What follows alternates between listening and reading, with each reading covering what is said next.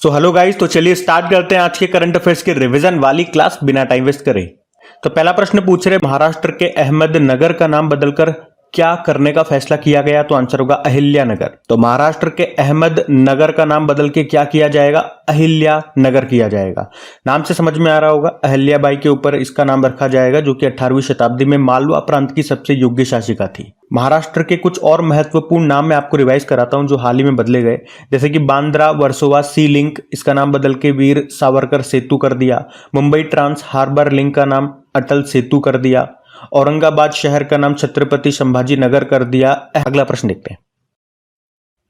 फिर पूछ रहे हैं दुनिया का पहला एआई सॉफ्टवेयर इंजीनियर डेविन किस कंपनी ने लॉन्च किया है? तो आंसर होगा कॉग्निशन। ये कॉग्निशन जो कंपनी है, या यूं कह दो एआई स्टार्टअप है, कहां का है? अमेरिका का है, और उसी ने डेविन नाम से एक नया एआई चैटबॉट लॉन्च किया है। ये दुनिया का पहला पूरी तरह से एआई सॉफ्टवेयर इंजीनियर है, तो नाम ध्यान रखना। फिर पूछ रहे हैं अभी हाल ही में किस देश में राष्ट्रपति द्रौपदी मुर्मू जी को डॉक्टरेट की उपाधि दी गई? तो आंसर होगा मॉरिशस।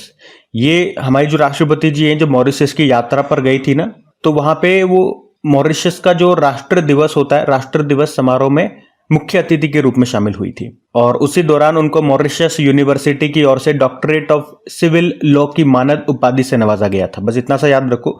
लेकिन मॉरिशस न्यूज में है, news in country, country in news, तो इसके स्टैटिक देखने पड़ेंगे। ये एक ईस्ट अफ्रीकी देश है मॉरिशस। कैपिटल इसकी पोर्ट लुइस होती है। करेंसी है मॉरिशन रूपी। प्रेसिडेंट है पृथ्वीराज सिंह रूपन, और प्रधानमंत्री है प्रवीण जुगनॉथ। इससे पहले आपको याद होगा राष्ट्रपति जी को सूरीनाम का एक सर्वोच्च नागरिक सम्मान मिला था, जिसे येलो स्टार कहते हैं। वैसे पोर्ट लुइस से आपको याद दिला दूं, विश्व हिंदी सचिवालय भवन ये कहां पर स्थित है? पोर्ट लुइस में ही। ध्यान रखना। अगला प्रश्न देखते हैं। फिर आपसे पूछ रहे हैं विश्व उपभोक्ता अधिकार दिवस कब मनाया गया? तो आंसर होगा 15 मार्च को। हर साल 15 मार्च को ही मनाते हैं। इंग्लिश में बोलोगे तो world consumer right day. Theme याद रखो। थीम क्या है? उपभोक्ताओं के लिए निष्पक्ष और जिम्मेदार AI, fair and responsible AI for consumer. मतलब एआई के ऊपर ही इसकी थीम है इस बार। पहली बार इस दिवस को 1983 में मनाया गया था। एक राष्ट्रीय उपभोक्ता दिवस भी याद रखना, जो हम भारत में मनाते हैं, नेशनल कंज्यूमर राइट डे, वो 24 दिसंबर को होता है। और वैसे 15 मार्च को एक और दिवस होता है, अंतर्राष्ट्रीय इस्लामोफोबिया दिवस, ये भी ऐड करना। फिर पूछ रहे भी इजराइल वॉर डायरी नाम की बुक को किसने लिखा? तो आंसर होगा विशाल पांडे ने। तो पत्रकार हैं विशाल पांडे, और इन्होंने ये बुक लिखी है जिसका नाम है इजराइल वॉर डायरी। आप समझ पा रहे होंगे इजराइल और फिलिस्तीन के बीच में जो युद्ध है, उस दौरान पत्रकारों की क्या भूमिका रही है, इसके बारे में इस बुक में बताया गया है। फिर पूछ रहे हैं भी भारत के पहले इंडोर एथलेटिक्स स्टेडियम का उद्घाटन कहां पे किया गया? तो आंसर होगा भुवनेश्वर में। इंपॉर्टेंट क्वेश्चन मार्क करना। तो उड़ीसा की कैपिटल है भुवनेश्वर, और वहीं पे आपको कलिंगा स्टेडियम मिलेगा, जहां पे भारत के पहले इंडोर एथलेटिक्स और जलीय केंद्र का उद्घाटन किया गया। तो यहां से एक और स्टैटिक प्रश्न आपका क्लियर हो जाता है कि कलिंगा स्टेडियम कहां पर है? भुवनेश्वर में है। ये प्रश्न याद रखना, एग्जाम में पूछा जा चुका है। फिर आपसे पूछ रहे हैं अभी समुद्री सुरक्षा बेल्ट 2024 नाम का एक अभ्यास है, इसका आयोजन कहां पे किया गया? तो आंसर होगा ओमान की खाड़ी में। एक्सरसाइज का नाम है समुद्री सुरक्षा बेल्ट 2024। ये एक त्रिपक्षीय अभ्यास है, एक नौसेना अभ्यास है। त्रिपक्षीय मतलब 3 सेनाओं ने इसमें हिस्सा लिया। नौसेना का अभ्यास है, नेवल एक्सरसाइज है। कौन कौन सी 3 सेनाएं थी? चाइना, ईरान और रशिया। कहां पे हुआ? ओमान की खाड़ी में। थीम थी शांति और सुरक्षा, पीस एंड सिक्योरिटी। फिर आपसे पूछ रहे अभी हाल ही में चर्चा में रही एक राष्ट्र एक चुनाव पर उच्च स्तरीय समिति की अध्यक्षता किसने की थी? तो आंसर होगा रामनाथ कोविंद ने। एक्चुअली में वन नेशन वन इलेक्शन के लिए भारत सरकार ने एक समिति बनाई थी। किसकी अध्यक्षता में? रामनाथ कोविंद, जो कि हमारे पूर्व राष्ट्रपति रहे थे। ये 8 मेंबर कमेटी थी, और एक्चुअली में अभी इस कमेटी ने अपनी रिपोर्ट हमारी जो वर्तमान राष्ट्रपति हैं द्रौपदी मुर्मू जी, उनको सौंप दी है। और इसमें क्या कहा गया वो मैं आपको बताता हूँ। इसमें कहा गया कि भैया ये वन नेशन वन इलेक्शन देश में लागू होना चाहिए, पर कब से? 2029 से, और ये 2 स्टेप में लागू हो।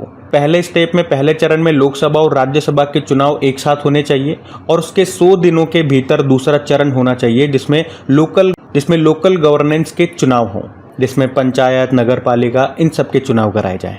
तो प्रश्न समझ में आ गया? थोड़ा सा मैंने एक्सप्लेन कर दिया, लेकिन उत्तर याद रखना। इस समिति की अध्यक्षता किसने की? रामनाथ कोविंद। फिर आपसे पूछ रहे हैं अभी प्रधानमंत्री नरेंद्र मोदी ने वंचित वर्गों को क्रेडिट सहायता प्रदान करने के लिए कौन सा पोर्टल लॉन्च किया था? तो आंसर होगा पीएम सूरज पोर्टल। पोर्टल का नाम क्या है? पीएम सूरज पोर्टल है, लॉन्च किया था मोदी जी ने। और ये जो पोर्टल है किस मंत्रालय के अंतर्गत आता है? सामाजिक न्याय व अधिकारिता मंत्रालय। यहाँ पे सूरज की फुल फॉर्म भी होती है सामाजिक उत्थान और रोजगार आधार जन कल्याण, और इसकी टैगलाइन है वंचितों को वरीयता। काम की बात करते हैं कि इस पोर्टल से होगा क्या। तो वंचित वर्गों को अपना कोई उद्यम, कोई काम, कोई व्यवसाय शुरू करने के लिए इसमें ऋण सहायता लोन दिया जाएगा। तो ये है इस पोर्टल का काम, प्रधानमंत्री सूरज पोर्टल है ये। अगला प्रश्न देखते हैं। फिर आपसे पूछ रहे हैं कि केंद्र सरकार ने इलेक्ट्रिक वाहनों को बढ़ावा देने के लिए भी कौन सी नई योजना शुरू की? तो आंसर होगा ई मोबिलिटी योजना। तो केंद्र सरकार का जो भारी उद्योग मंत्रालय है उसी ने इलेक्ट्रिक वाहनों को बढ़ावा देने के लिए ये ई मोबिलिटी योजना शुरू की है। क्या होगा इसमें वो मैं आपको बताता हूँ। इसमें जो 2 व्हीलर और 3 व्हीलर व्हीकल होते हैं इलेक्ट्रिक व्हीकल, उन पे सब्सिडी दी जा रही है। 2 व्हीलर इलेक्ट्रिक व्हीकल लोगे तो 10,000 रुपये, 3 व्हीलर लोगे तो 25,000 रुपये, लेकिन 3 व्हीलर कमर्शियल लोगे तो 50,000 रुपये की सब्सिडी मिलेगी। लेकिन ये योजना का भी समय है। अभी इसको कहा गया कि 1 अप्रैल 2024 से लेके 31 जुलाई 2024 तक के लिए ये शुरू की गई है, और इसके लिए 500 करोड़ रुपए मंजूर किए गए हैं।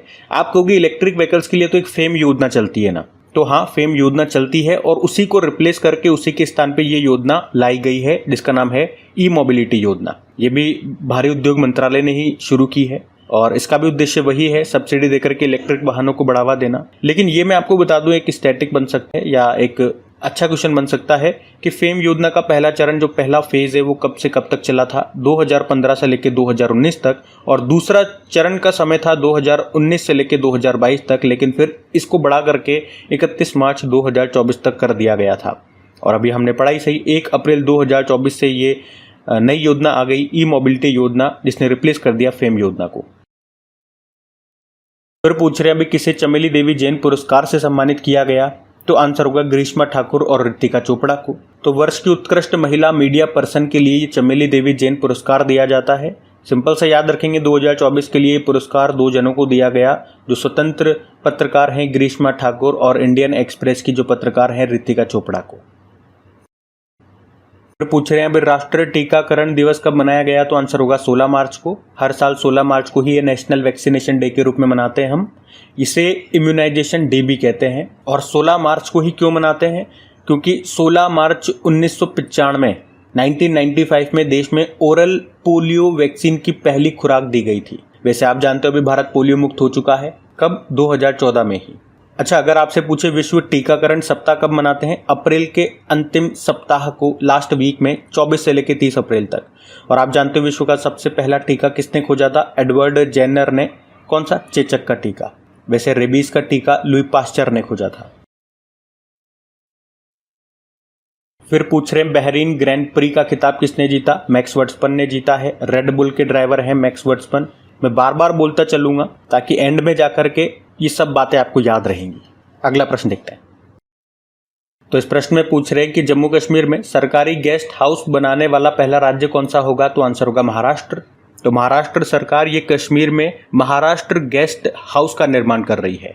और आप कह सकते हो कि आर्टिकल 370 के हटने के बाद महाराष्ट्र ये जम्मू कश्मीर में सरकारी गेस्ट हाउस बनाने वाला देश का पहला राज्य होगा। और कहाँ पे बनाया जा रहा है ये? एक्चुअली में कश्मीर के बडगाम जिले के इच्छ गांव में ये बनाया जाएगा। अच्छा, यहाँ पे एक और प्रश्न मैं आपको बता दूं कि जो महाराष्ट्र सरकार है इसने जम्मू कश्मीर के अलावा और किस स्थान पर महाराष्ट्र भवन बनाने का निर्णय लिया? तो आंसर होगा अयोध्या।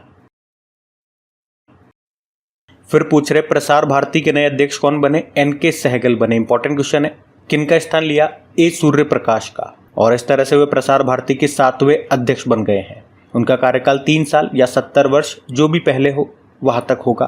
प्रसार भारती की अगर बात करें तो ये एक वैधानिक स्वायत्त संस्था है और ये देश का सरकारी प्रसारण केंद्र है, जिसकी स्थापना हुई थी 23 नवंबर 1997 में। और जो आप आकाशवाणी कहते हो, ऑल इंडिया रेडियो और दूरदर्शन, ये इसके ही प्रमुख घटक हैं। अच्छा, वैसे प्रसार भारती के पहले अध्यक्ष कौन थे? निखिल चक्रवर्ती थे।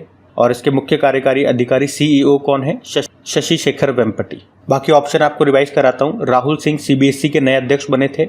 अजय मणिकराव खालवेलकर ये भारत के नए लोकपाल अध्यक्ष बने। और किशोर मकवाना राष्ट्रीय अनुसूचित जाति आयोग national commission for scheduled caste के अध्यक्ष बने थे। फिर पूछ रहे हैं फिलिस्तीन के नए प्रधानमंत्री कौन बने, तो आंसर होगा मोहम्मद मुस्तफ़ा। और फिलीपींस के राष्ट्रपति कौन है, महमूद अब्बास है। फिर पूछ रहे हैं अभी DHL ग्लोबल कनेक्टेडनेस रिपोर्ट 2024 के अनुसार भारत कौन से स्थान पर है, तो 62। देखो ये रिपोर्ट बताती है कि किस देश की कनेक्टिविटी दूसरे देशों से कैसी है, जैसे क्या वहाँ से जल कनेक्टिविटी है, यानी कि शिप से आया जाया जा सकता है, हवाई मार्ग से यानी कि एरोप्लेन वगैरह से रोड कनेक्टिविटी कैसी है। इसे आप यूँ भी कह सकते हो कि कौन सा देश कितने देशों से जुड़ा हुआ है, उसी के आधार पर ये रिपोर्ट जारी करते हैं। और इसके अनुसार भारत को रैंक दी गई है 181 देशों में से 62 नंबर पे, और टॉप पे सिंगापुर है, यानी कि विश्व स्तर पर सबसे अधिक जुड़ा हुआ देश सिंगापुर को बताया गया, फिर नीदरलैंड, फिर आयरलैंड। अच्छा, इसके अनुसार दुनिया में सबसे अधिक जुड़ा हुआ क्षेत्र कौन सा बताया गया, तो आंसर होगा यूरोप। फिर पूछ रहे हैं स्पिन सर्विस इजाद करने वाले पूर्व शटलर व विंग कमांडर का निधन हो गया, नाम क्या है, सतीश भाटिया इनका नाम है। शटलर बैडमिंटन प्लेयर को ही कहते हैं, तो इनका नाम याद रखना। फिर पूछ रहे हैं PV नरसिम्हा राव मेमोरियल पुरस्कार से किसे सम्मानित किया गया, तो आंसर होगा रतन टाटा जी को। तो रतन टाटा जी के उत्कृष्ट परोपकारी योगदान के लिए उनको ये पुरस्कार दिया गया। और PV नरसिम्हा राव आप जानते ही हो, ये जो थे भारत के पूर्व प्रधानमंत्री रहे थे, उन्हीं के नाम पे ये पुरस्कार का नाम रखा गया है। रतन टाटा जी की अगर बात करें तो 2008 में पद्म विभूषण मिला, 2000 में पद्म भूषण, और भारत रत्न इनको अभी तक नहीं दिया गया। समझ में नहीं आता क्यों नहीं दिया गया। अभी आपको याद होगा 2023 में ऑस्ट्रेलिया का सर्वोच्च नागरिक सम्मान ऑर्डर ऑफ ऑस्ट्रेलिया भी इनको मिला था। महाराष्ट्र सरकार का पहला उद्योग रत्न पुरस्कार भी इनको मिला था, और अभी कीस मानवतावादी पुरस्कार भी इनको मिला था। चलिए बताइए किस वर्ष के लिए अभी रतन टाटा जी को कीस मानवतावादी पुरस्कार मिला था, क्योंकि 2 तो बिल गेट्स को दिया गया। रतन टाटा जी को कौन से वर्ष के लिए मिला था ये आपको बताना है। बाकी PV नरसिम्हा राव से भी एक प्रश्न बन जाएगा। 2024 में जो 5 लोगों को भारत रत्न दिया गया उसमें से एक ये भी है। बाकी अगर 4 व्यक्तियों के नाम भी आप बता पाओ तो बहुत अच्छा होगा, क्योंकि ये आपको याद होने ही चाहिए। तो लिखो कमेंट बॉक्स में, अगर लिख देते हो तो आपको याद है, अटक रहे हो तो मौका मिलेगा आपको अपनी गलती सुधारने का कि भैया मुझे याद नहीं है, फटाफट से याद कर लेता हूँ। बाकी ऑप्शन में देखो, श्रीनिवास स्वामी 2024 का IAA गोल्डन कंपास अवार्ड मिला था। अमिताभ घोष इरास्मस पुरस्कार 2024 मिला, और रिकेन यामामोटो को 2024 का प्रित्जकर आर्किटेक्चर पुरस्कार मिला था। तो आज की रिवीजन वाली क्लास यहीं तक रखते हैं। उम्मीद करूंगा सेशन अच्छा लगा होगा। कमेंट करके ज़रूर बताना सेशन आपको कैसा लग रहा है। और अगर अभी तक आपने वीडियो को लाइक नहीं किया तो प्लीज़ वीडियो को लाइक ज़रूर करना। अपने दोस्तों के साथ में स्टडी ग्रुप में यार एक बार शेयर ज़रूर कर दिया करो। मैं तो डेली बोलता हूँ, मुझे नहीं पता आप में से कितने लोग सपोर्ट करते हैं। बहुत कम लोग करते हैं, इसलिए हम ग्रो नहीं कर पा रहे हैं। तो यार मेहनत अच्छी लगती है, अगर आपको फ़ायदा होता है तो यार सपोर्ट करो थोड़ा सा। बाकी बस आज के लिए इतना ही। तो good luck and thank you.